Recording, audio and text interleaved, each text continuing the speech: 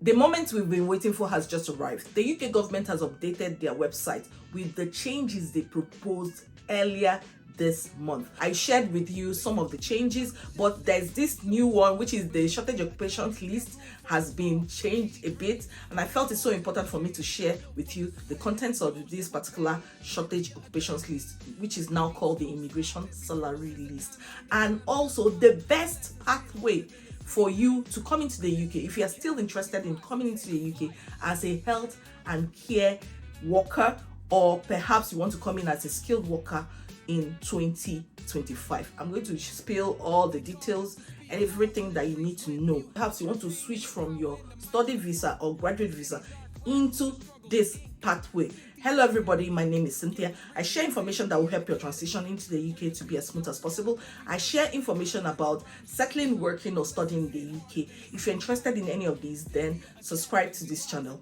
Turn on your notification bell so that each time I drop a new video, you'll be amongst the first people to see that video. And to my returning subscribers, thank you so much for your love and support. I really appreciate each and every one of you. If you need support getting a visa sponsorship job, perhaps you need a compelling NHS supporting information, an outstanding cover letter or CV, then reach out to me. The links will be in the description as well as in the comment. Without wasting time, let's get into this video. The UK government has updated their website with the changes they proposed earlier. On their website, they introduced this shortage occupations list that it contains 23 occupations. I'm so happy to see that the care worker visa option, I'm talking about 6135, and the senior carer option 6136 is still there. However, they put that clause with respect to England that, hey, if you want to come in through this pathway, you have to follow the points that they have published earlier. So I'm talking about the fact that if a care provider wants to sponsor someone to come into the UK and the person is outside the UK, the care provider has to check with the regional partnerships to find out if there's anybody whose license has been revoked, a particular care worker who does not have a job and they are stranded in the UK. They have to prioritize that person first before they prioritize you. Although this particular option might be daunting, it looks like it's difficult to come into the UK in 2025, but it doesn't mean that it's impossible. Guys, yes, it's still possible to come into the UK, but you need to meet some of the requirements that they need. Now, if you want to pursue this particular option, I would suggest that you pursue the NHS. Yes, the NHS has this code 6131, and it's not affected by this particular rule, but it's affected with respect to the aspect of having a minimum salary threshold of 25,000 and above, and we know that for band 3 entry level it is 24,071 in most parts of England. So how do you overcome this particular issue? You can apply to NHS Trust in these regions, which are the high cost supplement area. I'll put it on the screen. You submit an application to NHS Trust around these areas because they pay more, above the 25,000. Another option is to pursue that of NHS Scotland. That will be fantastic because it's above the minimum salary threshold and it's 6131. Also, note that the number of people who have actually reported or sent their names to the regional partnerships will be there, and gradually as they all take up a job, some partnerships might not have any name there. So you should try, because when it comes to care in this country, something I know for sure is that they will always need carers. Yes, I said it. The population above 60 is like 30 million. Out of 60 something million of people in Britain, 30 million is about above 60 years. It means that they always need people who take care of the elderly. They will also need people who will take care of people who have learning difficulties, mental health issues, things like that. So if you still want to come into the UK as a carer, you have to be strategic.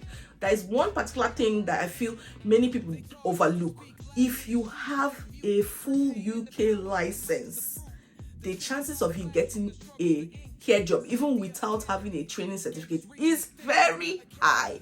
Yes, I said it. Most of my clients who have a full UK driver's license manual, they always get jobs immediately. It doesn't even take long. They always get jobs. So if you're outside the UK, the number one thing you should do is to just try and get your driving sorted. Get an international license so that once you arrive the UK, you can easily drive in the UK for 12 months, and then you can now switch to the UK driver's license. I feel that is one aspect that many people overlook. They think it's only about the care certificate, and most employers need you to have the 15 standards of care. If you have that, it increases your chances of landing a visa sponsorship job. Also, they would prefer if you had this NVQ level 3, but I know that it's very difficult for you to get that if you are outside the UK. But I know that there are some training schools that people organize in Lagos, and this, just make sure that it's Ofqual accredited or registered. That particular training school has been regulated, and once you get that, it adds some credibility to you. Another thing is that when you want to pursue a skilled worker visa option, note that there are some requirements. So I'm not going to be talking only about care right now. If you check that shortage occupations list or the immigration salary list, you see construction. This is some area that people don't really look at. Roofers, tilers, there are some people on that list that is just the construction aspect. And if you're a scientist and maybe you're a biological scientist, you can see that they made it to that particular list. That shortage occupations list is a list of occupations that are in high demand, and therefore they have to reduce the amount, the minimum salary threshold. They bring it down so that people who are outside the UK can easily be sponsored to come in to occupy those particular roles. I've told you guys that on the skilled worker visa list, there are more than 243 or so occupation codes. Means that even for one occupation code, there might be different job titles, 20 job titles or 10 job titles. Now, if you look at that list, you see people in tech. If you're interested in coming into the tech world in the UK, you can still be sponsored. Some multinational companies actually require people who have some particular skills, and you can easily get it. I am saying easily when you have these right qualifications. You also have an outstanding UK standard CV and cover letter. You can get these jobs. Exactly. Because sometimes the people in the UK do not have the skills to fill in these particular roles. They are still working on helping people to acquire these skills. So by the time these people graduate or complete any boot camp or whatever, you can actually land those jobs. So do not forfeit your network.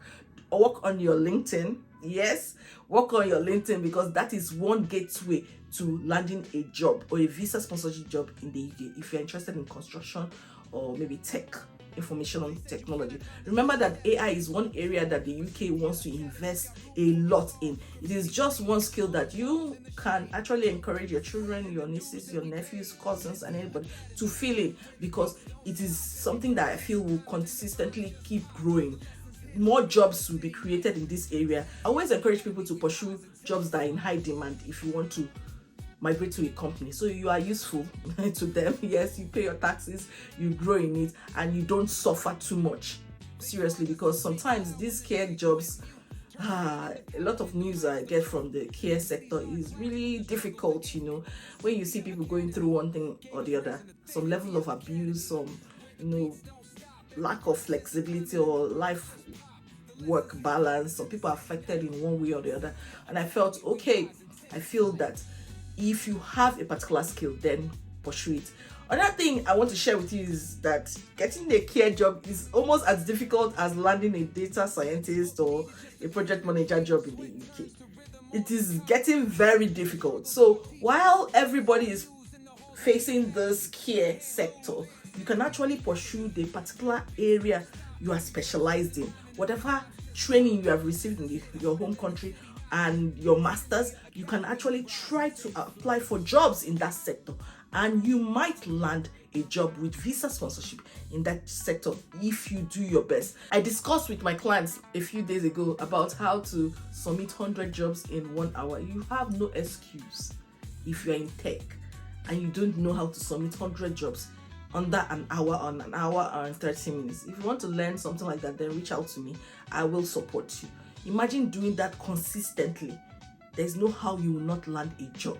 You need to get an outstanding CV, a good cover letter, and then you use AI to support you in submitting those jobs, and you will be as efficient as possible, and you will surely land a job. If you are trying to transition into tech or switch into tech and interested in knowing how to go about this, then reach out to me. I'll give you the support you need. For a skilled worker visa or health and care visa, it's a point-based system.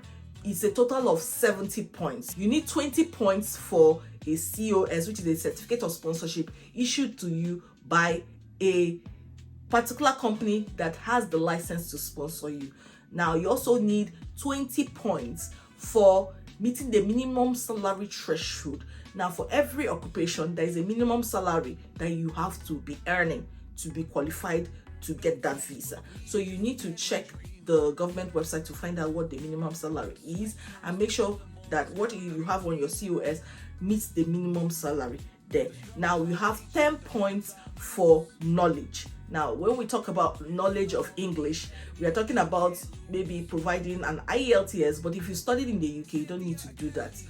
Maybe you want to write an IELTS, or maybe use your university degree and apply for evaluation using UK ENRIC or ECCTIS. That can be well represented in your visa application as meeting the knowledge of English requirements. And the final point is for a skilled level of job that is RQF level 3 and above. If you actually have all these things, your visa will be approved. Please share your thoughts with me. What type of videos do you want me to publish on this channel?